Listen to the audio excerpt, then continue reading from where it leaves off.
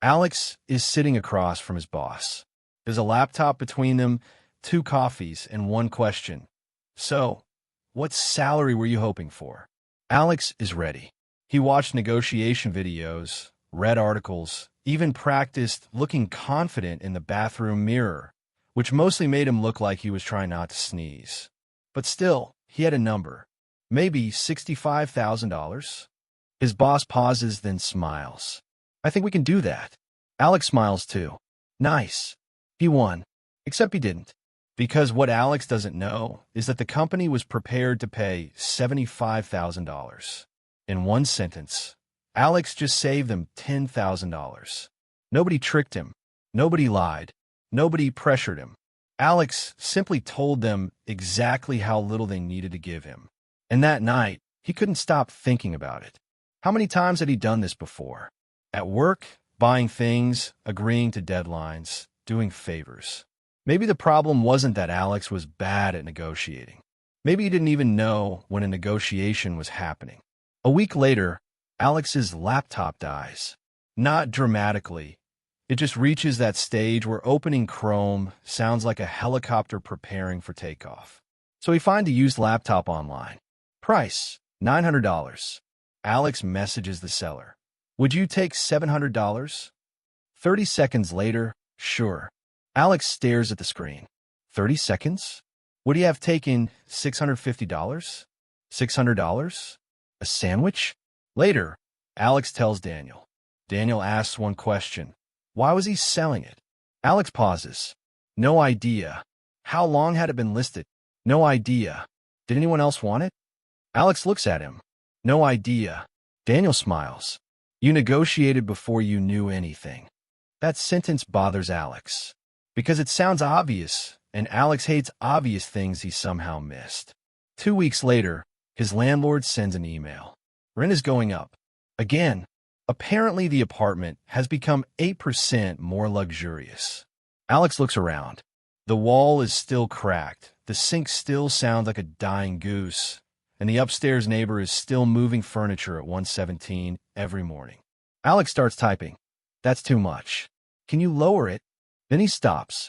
What do you know? So Alex looks. 3 similar apartments nearby have been sitting empty for weeks. If he moves, the landlord has to advertise, show the apartment, find a new tenant, maybe lose a month of rent. And there's Alex. Pays on time, doesn't destroy anything, has never raised chickens in the kitchen. Suddenly, the conversation looks different. Alex deletes the message. Instead, he writes, I'd like to stay. I noticed similar apartments nearby have been taking a while to fill. If I move, you need to find another tenant. Is there a way we can keep the rent closer to where it is now? Send. Then silence. 10 seconds, 20, 30. Alex hates silence. Normally, 3 quiet seconds are enough for him to start offering things nobody asked for. I can pay more. Friday works. I don't mind. Take my kidney. But this time he waits. Then the reply comes. The landlord cuts the increase in half. Alex didn't argue. He didn't threaten. He didn't even directly say, give me a discount. He just changed the question in the landlord's head. Before, how much more can I charge Alex? Now, what happens if Alex leaves? And that difference saves him money. A month later, Alex is looking at a used car. He loves it. Nice color, low mileage, clean interior. Even the cup holders look financially responsible. The salesman says someone else is coming to see it this afternoon. Alex feels it immediately, that tiny panic. Someone else? His car? Wait, it isn't his car. He doesn't own it. He hasn't paid for it. But his brain has already parked it outside his apartment. Now walking away feels like losing something. And that's the trap. Our brains hate losing things, even things we don't actually own yet. Psychologists call this loss aversion. Simple version? Losing $100 usually hurts more than gaining $100 feels good. So the moment Alex starts thinking, I can't lose this car, his negotiating position gets worse. Because now he needs the deal. So Alex asks, how long has it been listed? The salesman hesitates. About 7 weeks. Alex checks the listing. The price has already dropped twice. Interesting. Suddenly, the mysterious buyer coming this afternoon feels less terrifying. Maybe he exists, maybe he doesn't. Maybe his name is Steve, and he's been coming this afternoon since February. Alex likes the car, but he doesn't need this car. There are others. So he says, I like it, but at this price, I'd probably keep looking. Then he stands up. This feels terrible. Every part of his brain screams, SIT down. That car has cup holders. But Alex walks toward the door. Then, wait. Alex turns around. What number would make this work? 5 minutes earlier, Alex was trying to convince the salesman. Now, the salesman is trying to stop Alex from leaving. Nothing about the car changed. Only Alex did. He had another option, and the moment he stopped needing this deal, the conversation flipped. This is where Alex becomes slightly annoying, because now he thinks he understands negotiation. Say less. Have options. Be willing to walk away. Easy. Then Daniel asks him for help moving. Can you come at 9? Alex leans back. 11. Daniel looks confused. 10. 10:30. Daniel stares at him. Alex, we're moving a sofa. This is not international diplomacy. Fair. Alex has learned how to negotiate, but somehow forgot to ask a more basic question. What does winning even mean? A few months later, he gets offered a new job. Good company, good salary, bad commute. 5 days a week in the office, 1 hour each way. Alex's first thought is simple. Ask for more money.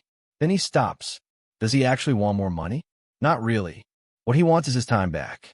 2 hours a day, 10 hours a week, around 500 hours a year. That's a lot of life spent staring at the back of someone else's Toyota. So instead of asking, can you pay me more? Alex asks, how flexible are the office days?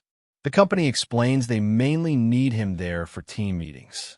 Alex explains he wants fewer commute days. 20 minutes later, they agree on 3 office days.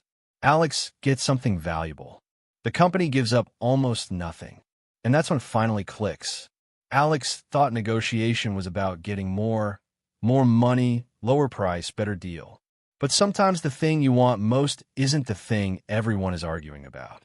One person wants more money, the other wants the deal finished today. One wants certainty, the other just wants Friday afternoon back. And if you only fight over the obvious thing, you might miss the easy deal sitting right beside it. So Alex starts doing something before important conversations. Nothing complicated. He opens his notes. 3 lines, me, them, walk away. Under me, what do I actually want? Under them, what do they actually want? Under walk away, what will I do if they say no? That last one matters most. Because if Alex's answer is, I have no idea, he gets nervous. If the answer is, I have another option, he gets calm. And calm people notice things desperate people miss. Months later, Alex is sitting in another salary meeting. Different company, same coffee, same question. So, what salary were you hoping for? Old Alex would answer immediately. He'd give a number, probably a reasonable one, possibly too reasonable. New Alex doesn't. He smiles. What range did you have budgeted for the role? The manager pauses, then tells him. The top of the range is higher than Alex expected. Much higher than the number he almost said. Alex takes a sip of coffee and says nothing. 3 seconds, 4, 5. A few months ago, that silence would have terrified him. Now, it's making him money. Alex had spent years trying to find the perfect thing to say. Turns out, most of his biggest mistakes happened because he spoke too early. Negotiation isn't magic, it isn't manipulation, and it definitely isn't turning every sofa move into a hostage crisis.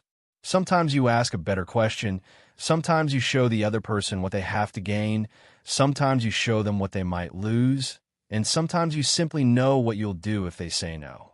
Because the strongest position in a negotiation isn't I need to win. It's I'll be okay either way. And strangely, that's often when people start offering you more. Once you see it, negotiations start appearing everywhere. At work, when you buy something, when someone asks for a favor, when a deadline suddenly becomes urgent, even when 5 people are deciding where to eat. Although that one may still be impossible. Some problems are beyond negotiation. If you like discovering the strange little rules hiding behind money, psychology, and everyday life, subscribe. There are a lot more of them hiding in plain sight.